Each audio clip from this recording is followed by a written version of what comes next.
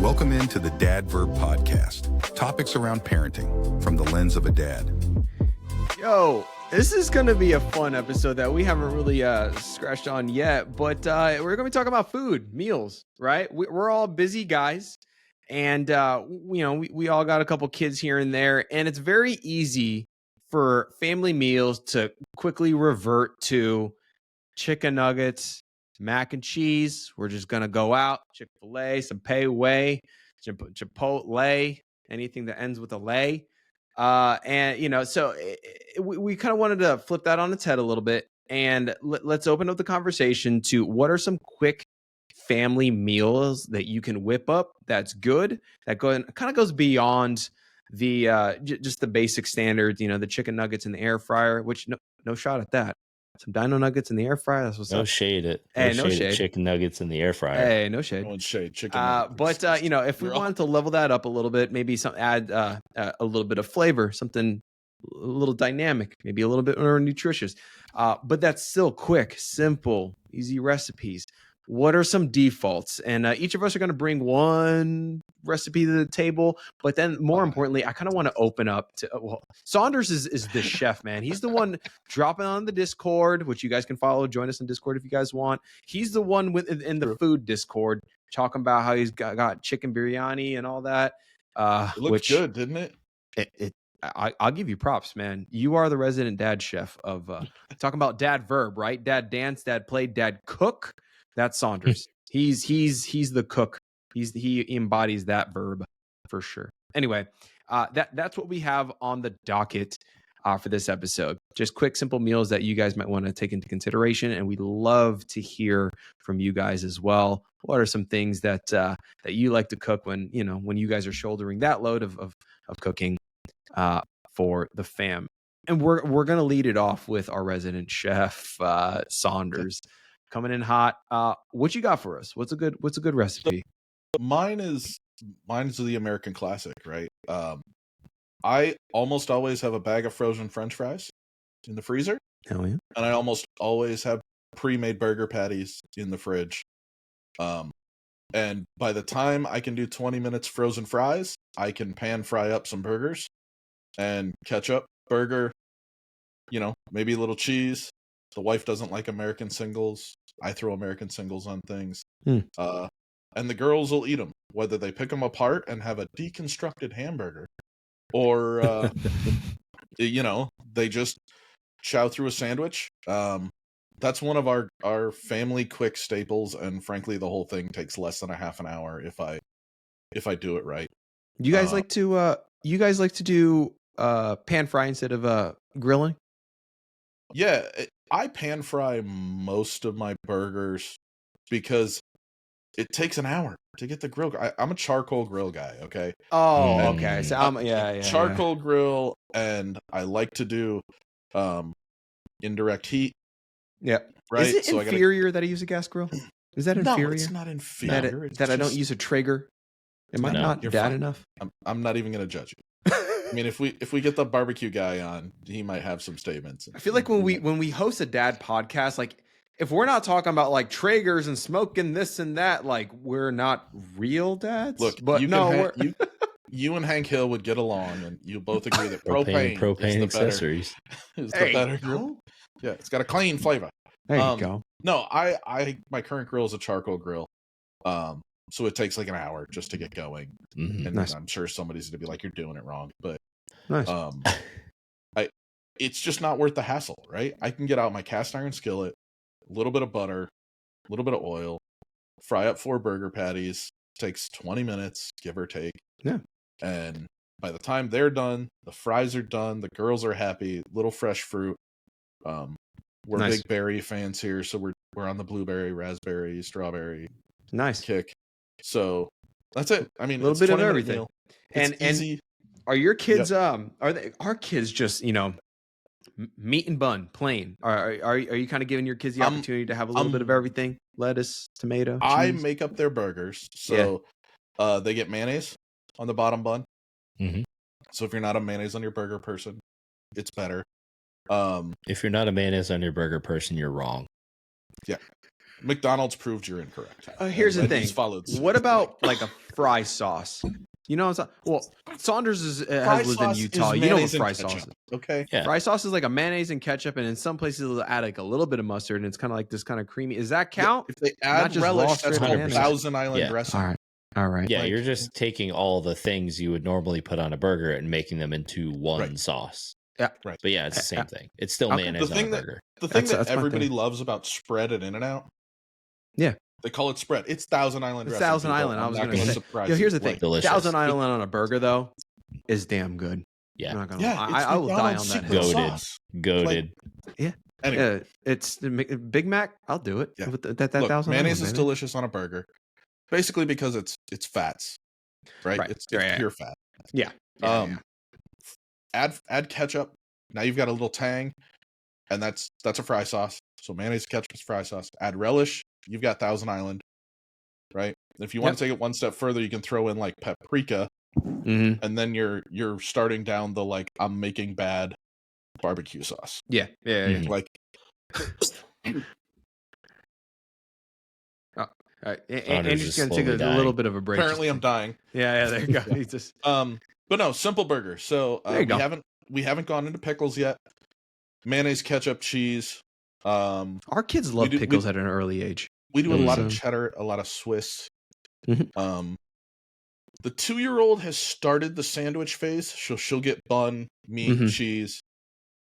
The 1-year-old is she's 18 months now, but she's still picking it apart. So she's having deconstructed hamburgers. Gotcha. Yeah. She likes cheese with meat juice on it. Right. She'll pick the bacon out if I get bacon. But I have a unique situation, right? Because a lot of parents, I think, have picky kids, and I have worked very hard at being like, no, you eat what you eat, and I put in front of you, or you don't eat, right? I mean, Right. and it sounds terrible, but I have sent the 2-year-old to bed, and all she's had for dinner is a French fry because she refused to eat whatever else was like. Okay, go to bed. Like in the morning, she eats whatever I put in front of her. Mhm. That's a very Latin approach, man. You say come calla, you eat it or you shut up, you know, or just you go to bed hungry. You know, you know. On that note, I want to say we're getting into a couple more recipes here in a little bit. First one up is great. Is burger, giving diverse range of taste, meat, bun, got some fruit, got some fries, a little bit of everything. I think it's a great offering. They can dip in barbecue, ranch, or ketchup. There you go. Right? Our kids were so We've freaking tried picky, they never did mustard. that. They don't like Dijon. I'm working on French's.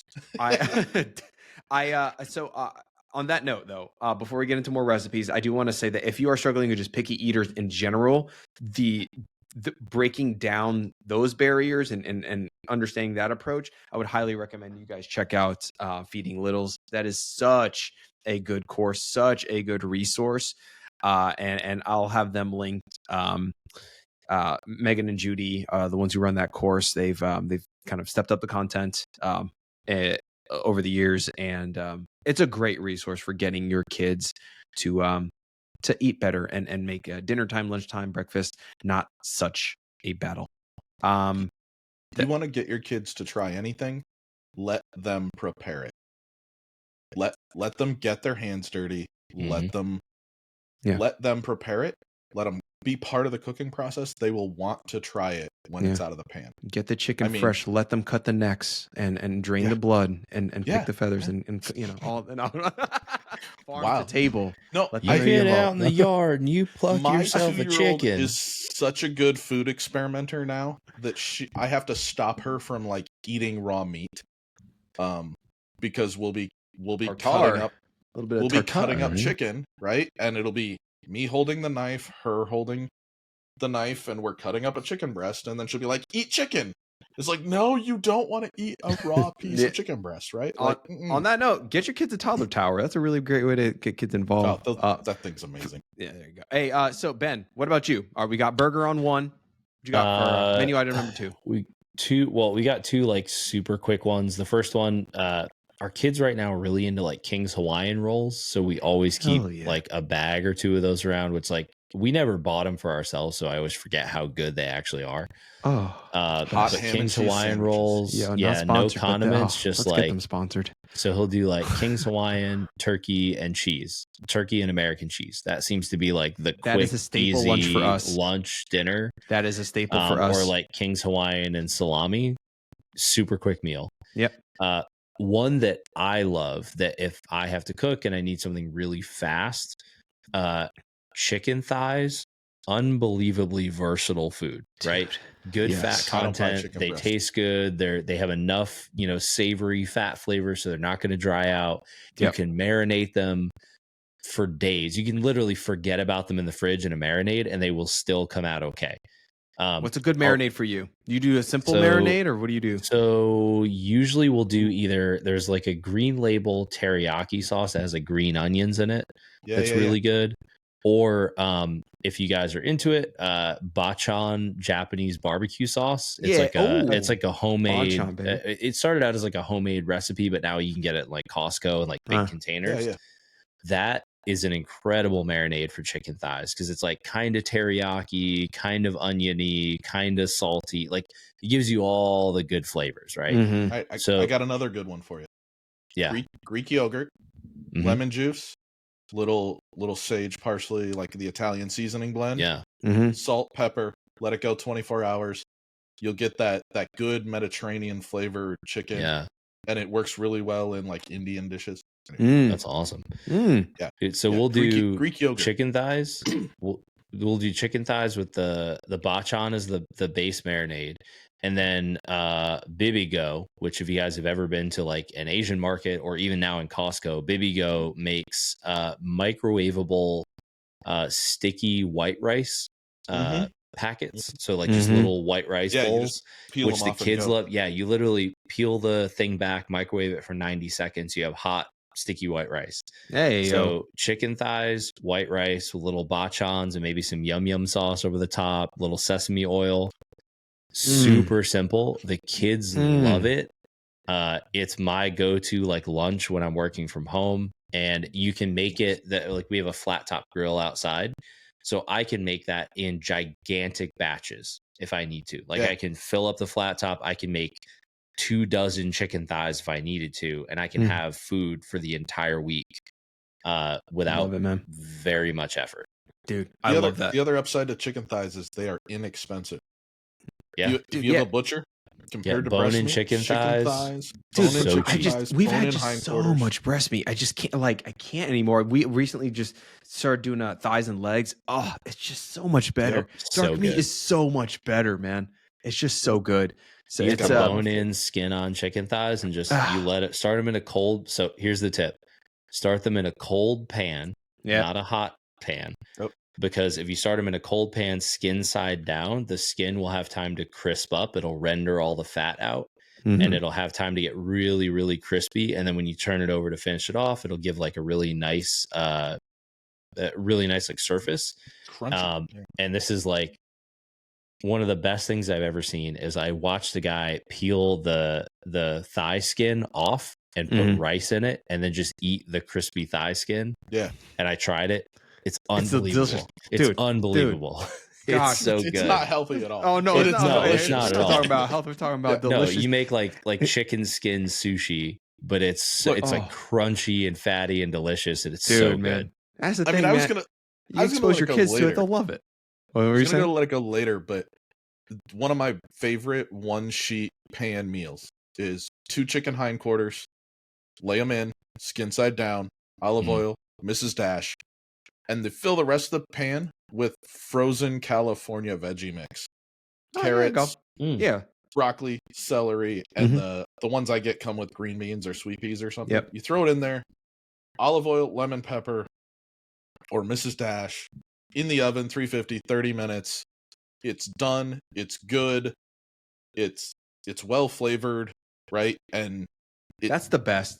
yeah. So it's Thank you for bringing a easy. sheet pan. Thank you One for bringing up and a you're sheet dirtying pan. a sheet Yeah. pan, right? It's You can make literally- sure Sheet pan that meals sheet are pan awesome. and Sheet tongs. pan meals are the best. Thank you for so much for bringing that up because it's like you just throw everything onto a pan, throw in the oven, done. Like it's so convenient and it's mess free, minimal ingredients, and it's healthy. It's usually just meat and vegetables.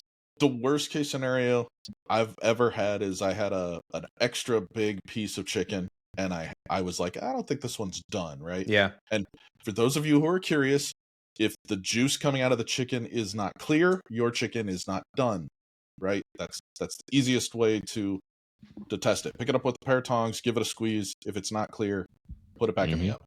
No, man. Anyway, that one took an extra 15 minutes, right? But guess what? The vegetables didn't get worse in 15 minutes in the oven. Yeah, okay, they were a little drier, but yeah, they weren't bad. My wife's always had like problem with like chicken off the bone, which I didn't know that was a thing, that people had problems like eating chicken off of the bone. But now, like that's a large reason why we don't often do legs and thighs as much, just because of my wife's personal preference. But I just said to hell with it. If you want breast, I'll set that aside on that left side of the grill. I got the legs and the thighs cooking over here. Every grocery store I'm aware of with a meat counter will give you boneless chicken thighs. Right. Yeah. Mm-hmm. They're a little more expensive. I enjoy the barbaric like experience though. More a pound. My son does too. He loves it. He asks for chicken on the bone. Yeah. Yeah. It's great. My wife didn't have the bone in like meat aversion until her second pregnancy. And then it came on. So now, like after her second pregnancy, she used to love like chicken wings. She literally can't eat them anymore. Oh, it's gotta be. I have to like. I feel bad eating them. I have to like turn away from her when I'm like eating chicken wings, like hide my shame, so that she's not like literally disgusted by me from across. What the about table. like ribs? Does she get upset at ribs? She can eat ribs. Like She's okay with ribs. Ribs are okay. I wish ribs like were chicken on the bone, or just like not just not a thing. I think for her. it falls into that uncanny valley like mental thing where like it just looks too much like the arm of a baby or something. It's too people-y. To round things out, I got two quick things. So the first is something that your kids can get involved with and can be a little bit messy, but it's really simple. It's basically like green beans. I saw this on Instagram somewhere. I gotta find it. It's like green beans into flour, then egg wash, and then into a panko mix. And the panko can have like salt, pepper, whatever, and then straight to the air fryer. And now you're basically making like these legit like veggie fries where it's just these crispy green beans. Complement it with a dip like a fry sauce like we mentioned earlier, and kids are enjoying that.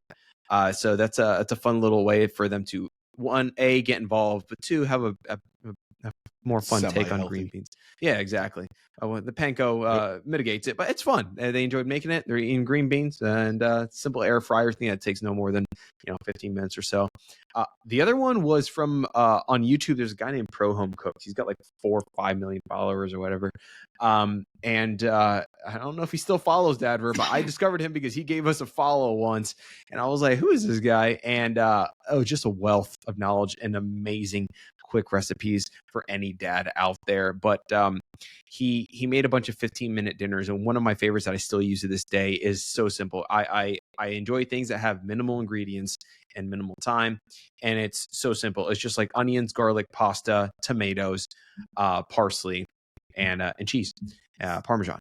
I'll link it below, but basically you're just you're getting the garlic, you're getting the onions kind of browned on a nice hot skillet, and then you put the tomatoes, like these I think he's great tomatoes or cherry. I don't think it was great tomatoes. They're cherry tomatoes. Yeah, they're cherry tomatoes then. Okay.